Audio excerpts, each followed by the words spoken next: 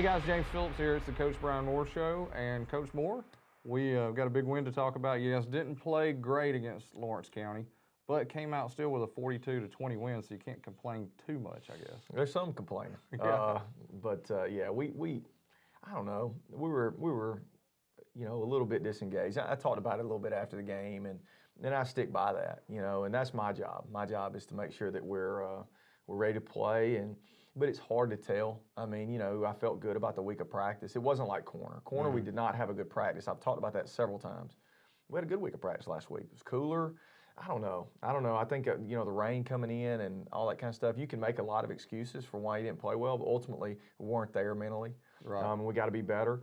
With that all being said, we still had 500 yards of offense and did not give up a touchdown. Our defense did not give anything up. Right. Our special teams has to play better. Yeah. And so that was the primary, thing for me, is that we've got to play better on special teams, and we will. Some of them were fluke things. So I didn't think it was all broken, like throw it out and restart. We missed a tackle on the fake punt that was, oh man, we're right there. Yeah, I didn't think tackle right at the line of scrimmage. Yeah, and I didn't think we were in position. And then when I watched the film, I was like, we got to get him on the ground right there. Good. Coach Matthews, we were fine because we were expecting a fake. They were on the plus 40, and we just got to get him on the ground. And then the kickoff that was returned, we kicked it, we out-leveraged ourselves, and we're going to go back and work on that a bunch this week about, that's one thing I told Christian, and I said, we have not worked into the game kickoffs or into the half kickoffs. We have a plan for that, but we've not talked about it enough with our players. Right. We work offensive into the game scenarios, we work defensive into the game scenarios, but we need to do a better job of that, so that's on me. And then the ball that hit Coleman was a fluke thing too, that bounced off. I guess it hit his foot. He says it didn't, but it was close. And right. They got the ball back, and it kept our defense on the field. And so a lot of freak things. The ball that was intercepted, Burt batted it in the air. I think he kind of took his eyes off. It hit him right in the hands, right into the kid's hands. I'm like, what is going on? It's one of those nights, and hopefully those things are out of our system. Well, and we've talked about special teams a lot throughout the year, and it's been a glaring positive. Absolutely, for you guys. It's been exceptional. So this is the first time you've really had any mistakes in that area of the game. Right. Well, but again, ultimately, I've got to do a better job of getting our kids their understanding of those scenarios. We work a ton at our practices on situational football. Right. Because we're kind of to the point in the season where, our base is there, our foundation, we know what to do for the most part, so then you just continue to put them in these scenarios, and we just need to put them in more kicking game scenarios. The dumbest thing that happened in the ballgame was my fault on the field goal. I mean, we should have kicked the field goal. We were 6 seconds. Well, all we wanted to do was get the ball to the middle to take the angle out of the kick, but we didn't explain it enough to our people about how to get down. We need to work that. So all we really want to do is push Caden to the middle, 6 seconds left, kill the clock with about 2 seconds or a second on the clock, which is a typical play, lasts 4 to 6 seconds. But when he juked the first guy, I was like, we're not going to get this. And they were right. The officials were right. I heard you talking to the official before saying, I'm going to get a timeout. Yeah, and it was dumb. Yeah. I should have kicked it. And you guys ran kind of a delayed handoff? We did, a little sprint draw that we run a lot, which would have put us right in the middle of the football field. And usually that play lasts about 4 seconds. He takes it, he runs for about 5 or 6 yards, he gets tackled, I bomb the timeout, we kick it from the 10, all is well. But that's not what happened. And so, but it's a good learning experience. One thing about our coaching staff is that we're always going to look at us first and say, what do we have to do better? I'm never going to say, well, we should have gotten down or we should have tackled the guy on the punt. No, we got to do it. We got to train it better. Right. And I can tell you that it's been a long weekend. I've never dealt with a win that I've felt worse about as far as how we got out and executed, because I just know the opportunity this football team has now. I know that we have a great football team. We have a great group of seniors. We have a staff that I think is really good. And I just think that we can't have a letdown. At this point in the season, I said this to you after the game, if you have a letdown, you don't get to play anymore. That's true. Yeah. I mean, it's over. We're getting to that point now.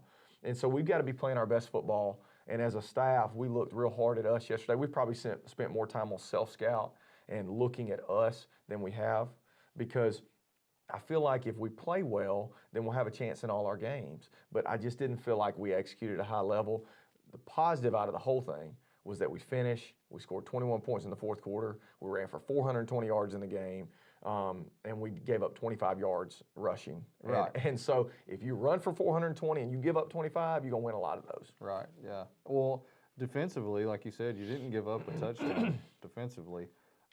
There was a lot of bend but don't break, though, in that one. Seemed like they kept staying on the field a little bit longer than what you guys had hoped for. Well, and part of that has to do with the scheme. They threw it, they called 43 passes. They threw it 41 times. They completed 17 of them, which per attempt, I think they were at 5 yards an attempt, which is a good number. But we got to do a better job on third down. I think they were like 5 of 14 or something, which is not a bad number. We want them to be around 30%. That's not a bad number. But we did give up too many big plays. Aubrey got beat one time. The kid's a good player. That was the best group of skill that we've played this year. Right. And the quarterback's a little ball player now. Mm-hmm. He was putting the ball in seams, throws that we haven't seen. I was really glad that we played that. We've got to play it better. We talked about, hesitation and not just going, making a decision on a throw, on a route. Everything that we thought we got. Coach Butler put us in a good situation, but we just got to execute that a little bit better. But I think it was good. It'll be a good learning, coaching moment for us today as we get with our guys. And but again, yeah, they stayed on the field too much. But the deal with teams like that is when they had to make it, they couldn't. Right. When they had to score in the red zone, they couldn't. We blocked the field goal. When they had to make 3rd and 1, they couldn't. Because again, our D-line won, our box won, and then our DBs settled into the game. Second half was really good. Like, I knew we got going. Yeah. We got frenzied up on them a little bit. Mason made a couple plays. He came in and played safety and played really well. But I was pleased with, again, how we finished the game. Well, and offensively, like you said, he ran the ball 420 yards. Yeah. Didn't play as well in the passing game. Right. Just seemed a little out of sorts at times. Right.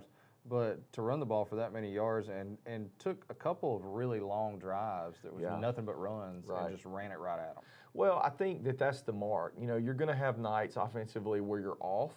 But when I say that, I probably should be more specific. You're off in your passing game. Right. Well, having said that, we're still 9 of 13. We're efficient, but we didn't throw the ball down the field well enough. We didn't get any big chunk plays in the passing game. And then we did convert a huge 4th and 5 to Denzel. And then Anthony caught a big out ball on 1st and 20 after a holding call that got us into good position where we could score. We had 8 red zone possessions, which is a good number. I mean, that's an incredible number. It might be the most I've ever had. Mm-hmm. But again, when you have off nights in your explosiveness and your passing game, you got to be able to run the football. And that's what we were able to do. Turn to those backs, and we were talking about, people were asking, why don't they do that more? Well, they haven't had to. Right. They can. Right.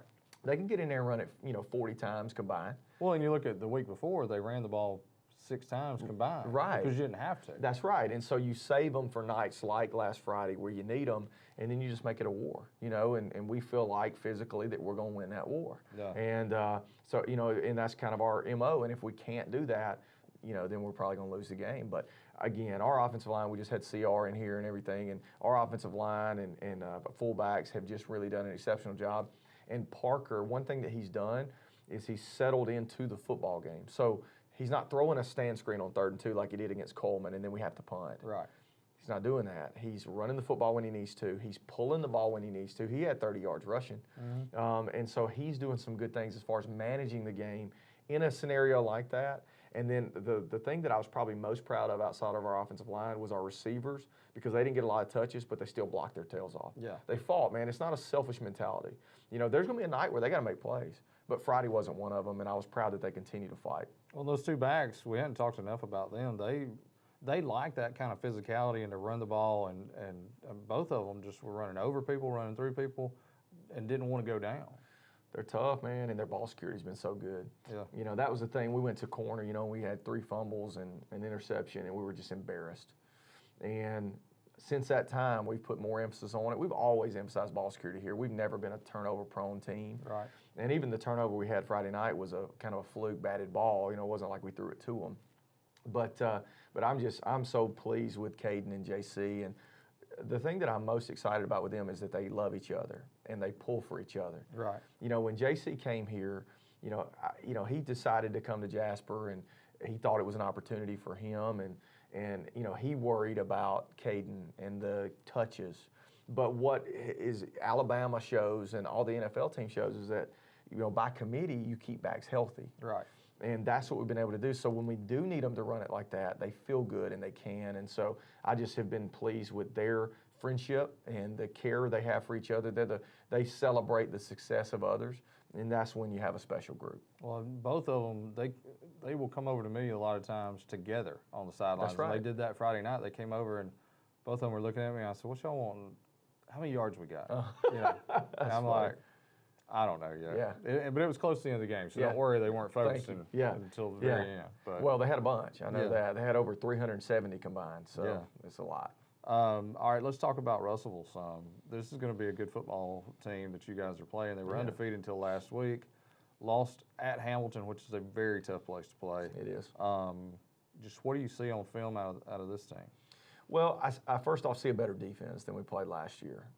They've got a new defensive coordinator, tons of pressures, tons of blitzes, creating the action. They want to take it to you, create negative plays, and they're bigger than they were a year ago defensively. You know, they had a hard time stopping our run game a year ago. Yeah. We really ran over them, and you don't see that this year. You see them again creating the action, creating negative plays, and then I think that they run better overall.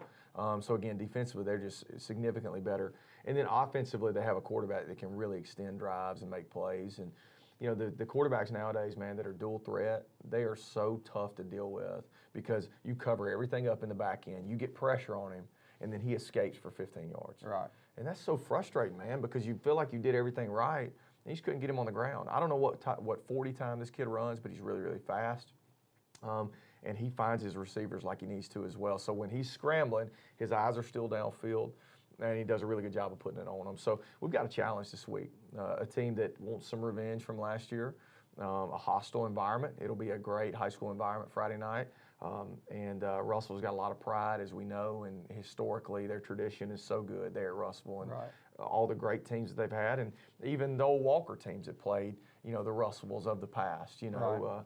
So it's a big challenge, and you know, again, they've got a good football team and a good football coach in John Ritter. How much do you think your schedule helps you go into this game? Because you've already had that big road game at Clay. I think it absolutely does. I mean, our schedule couldn't be better as far as being challenged. Our out of region is Coleman, Central Clay, and Deschler. Right. I mean, get you some of that. Yeah. You know? So, you know, when I got here, I was like, geez, guys, you know, nobody else to schedule, right? But, you know, ultimately it makes you better. You know, I think one thing that we also do as far as practice is concerned is we do a lot of good versus good, and we sharpen ourselves at practice. I think, you know, you have to push yourselves both in the games, who you play, and in practice to get the most out of your team and reach their full potential. And I think we do that. And I think going to Russellville again, had we not gone to Clay, I'd be really concerned about this trip. Yeah. A long trip, a good opponent, you know, because I think Russellville's just as good as Clay. Yeah. I mean, I think they've got a really, really good football team. And again, I was shocked by that Hamilton game, but it's obvious Hamilton has a good one too. Yeah. And you know, they'll do a good job. They'll be ready to play. They're solid in all phases. Now, it's not homecoming for them, is it? I don't know, but we've been homecoming a lot. Y'all have been there, which is surprising.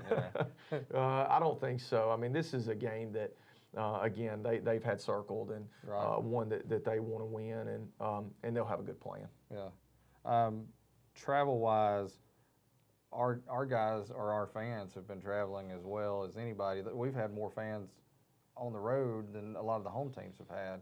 I know you need them this week. What can you say to the community? It's been incredible. Yeah. I mean, everybody's in. You know, I'm overwhelmed by the support in this community, by how much they care for these kids. You know, and it's so much more than just football games. Like, if we have a kid that needs something, I can make one phone call and we get that done. You know, a kid needs a backpack, no problem. You know, a kid needs something to eat, no problem. Place to stay, no problem. And so it's so much more than just the games. You know, it's the investment in our quarterback club meetings. It's the investment in, you know, just generally coming to practice. I mean, you look up there at practice, and now there's a group that started to sit up under that band concession stand up there in the visitor side. Yeah. There's like 20 people up there. Oh, yeah. And we have open practices, and it's just, that's when it's fun. Is when it's kind of like the movies, where everybody wants to see what's going on and they can't stop talking about the high school football team. Yeah. And that's where we are right now. Yeah. And we've got a administration that embraces that. We've got a school system that embraces it, and it's just been really good. That's good. Well, Coach, anything else before we go? Well, I just ultimately we need our fans. We need our support. We need to travel well. We've been blessed by the support so far this year, and we've got to go play well. We've got to play better than we did against Lawrence County. I think we will. I think you'll see a rejuvenated football team. I think it will be more sound, and I think it's something that again our kids have looked forward to going play this game on the road and the challenge that Russellville presents to us. So we're excited, and we hope to see everybody there. All right, thanks, Coach. Hopefully we'll be talking about a win next week, and then look forward to Hamilton for a region championship game. For sure. All right, guys, thank you for tuning in again this week. As always, James Phillips, and here with Coach Brian Moore. We'll see you guys next week on the Coach Moore Show.